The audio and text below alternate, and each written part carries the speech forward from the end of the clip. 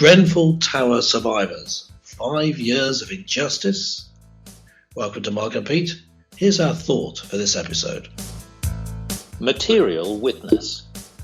Injustice is clad in many disguises and rears its head like towering high rises. But when it comes to compromises, that's what a wall of silence symbolizes.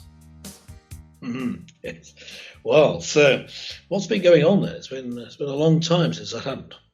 Clergyman Pete, it's amazing. 5 years on from the Grenfell Tower fire, in which 72 people died, sadly, and survivors of the campaign are still seeking some form of justice. It's quite extraordinary, isn't it, that sort of wall of silence, whether that's from government, whether it be those who are managing the building, whether it be those who are providing the materials for the building, still nobody has been held to account. And for anyone who is a survivor of the event, or for anyone who is a family member who sadly had members of their family die during that incident, to have to live with this for 5 years and still the story continues, to me is just abhorrent. Just cannot see how on earth the government can be proud of its form.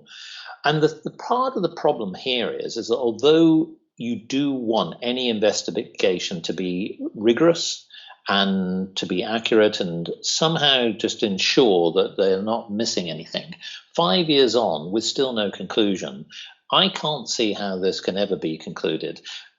Clergyman Pete, I wonder whether the issue here is that it's not just one particular stakeholder who's actually guilty of this incident.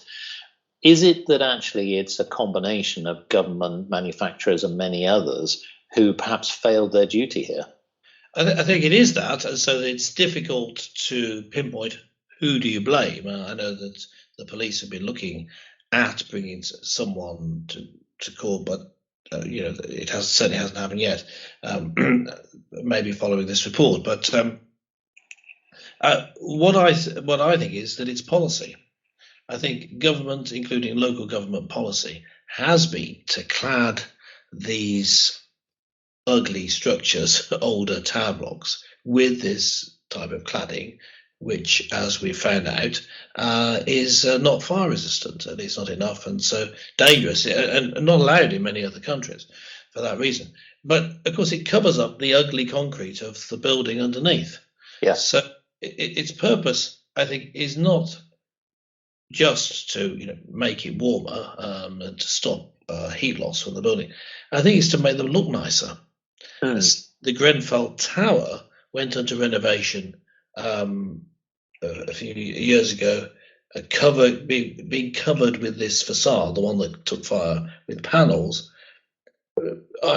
Most people think, and I think it was part of the planning application, to make it look nice from Kensington, from the areas.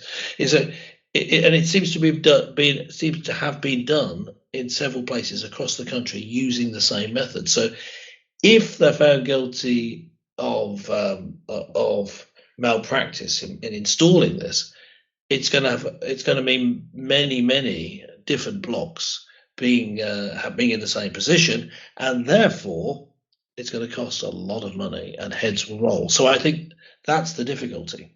It is, and here's a real pain point, which I think is illustrated by one of the residents. So Ed Duffan, who lived on the 16th floor of the tower, he was actually rescued by a firefighter. He was part of the Grenfell residents group and says that he raised serious fire safety concerns to the Royal Borough of Kensington and Chelsea Council about the tower block's refurbishment. And he made a statement to the media. He says, "I really believe that Grenfell would be the catalyst for societal change, and yet here we are 5 years later with so little having progressed." The bit that I think is probably more poignant as well is what he then talks about as about, for him, justice is about truth, it's about criminal prosecutions, and it's about creating a legacy for the 72 lives that they lost. Also, this is the other part, it says the fact that when he's talking about the people who are still going to beds in their houses throughout the country and flats with the same cladding that was on the Grenfell Tower. Yeah, and that, in his opinion, clearly is unacceptable. And I would agree with that. So the question here is why, having seen this terrible incident happen 5 years ago, are we still in the situation where there are buildings throughout the country with the same cladding? Now, I will say there are some buildings that have been addressed, but sadly there are too many. And what's interesting is that some of those residents, people who purchased a flat or took residence in some of these buildings that are still there with the cladding, are now potentially facing the terrible scenario that they have to pay for it themselves. The obligation under their contractual leasehold agreement is that they've got to pay for it. Some of these people can't do that. And here's the other thing is they've got to live there knowing that they're incarcerated in this fire hazard. What does that say about a government who's dragging its heels on the matter? Yes, well, it says a basic lack of any integrity, because the reason for not going for it is vested interests. People who own the land, part of big building projects, don't want to be saddled with huge bills of either recladding or tearing down buildings that are unsafe. And I can see that it's going to be slow walked, and it's going to be not blocked, but it's going to be, misdirected a little bit as to who is actually responsible. You'll never actually get to the bottom of it. That's what I fear is going to happen. I think no one is going to be held culpable, and therefore it won't change.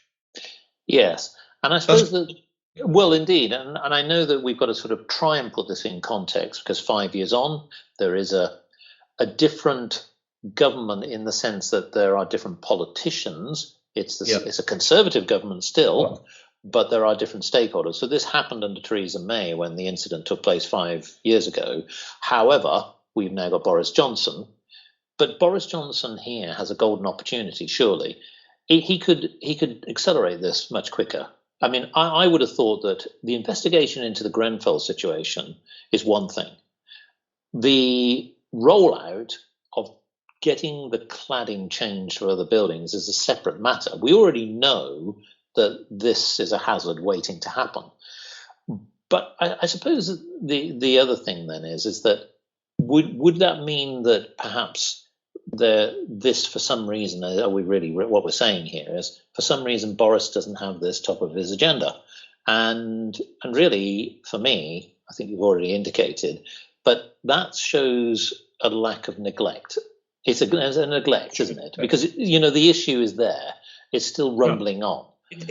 What would you say if you were a resident or a family member of somebody who'd been in that situation? What would you be saying to Boris Johnson right now? Well, I'd be very angry and calling into question his integrity on other issues. Let me just refer back to the past 2 years where we've tried to reduce the risk of catching a particular disease, COVID-19. No one's allowed to catch it, it seems. And yet the risk was quite low. Here we have a risk of death due to fire, which was has just been swept under the carpet. Yeah. So you've got to be absolutely safe in some areas, but not in others. That's why I was talking about lack of integrity. It's not a consistent approach. It's where convenient. We have lots of regulations and an absolute insistence on complete safety. And in other areas, we could just ignore it because it's convenient. And what I would be saying to Boris Johnson is, you've got to go unless you sort this out. There's no way you can put up with you in his position. There should be a groundswell of outrage in this. Well, I agree with that, and I'm just going to come to a conclusion on this. But here's the thing that matters to me. There was a public inquiry. Investigations were held. They're finished, and the findings have been published. Yes. But so far, fewer than half of the recommendations from the inquiry have been adopted into law, according to the Home Office itself. So here's the point, that there were failings. We know, and people accept that, whether that be procedural, whether that be around future buildings and construction and many other things. But the point here is, for the findings, which was an expensive inquiry, to still not be taken up by the government. I just find this quite extraordinary. And I suppose what we really need to ask is what the public thinks about this matter. And should this be raised further on the agenda?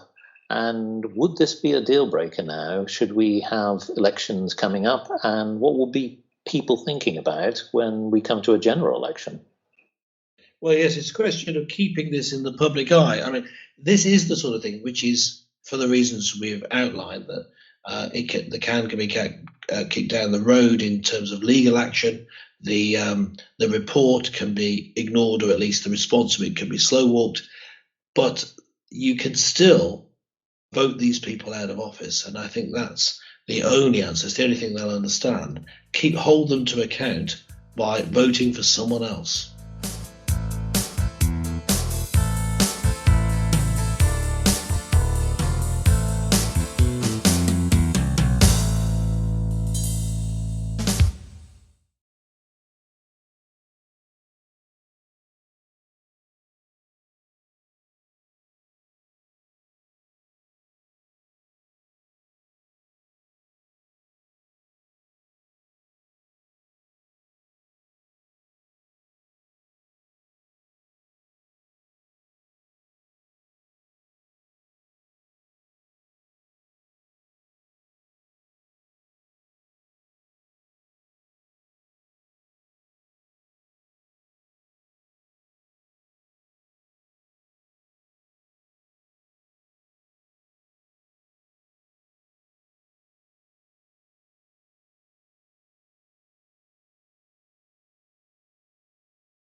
Stop themselves from smoking. And would it make a difference if you saw your kids doing it? Let us know in the comments.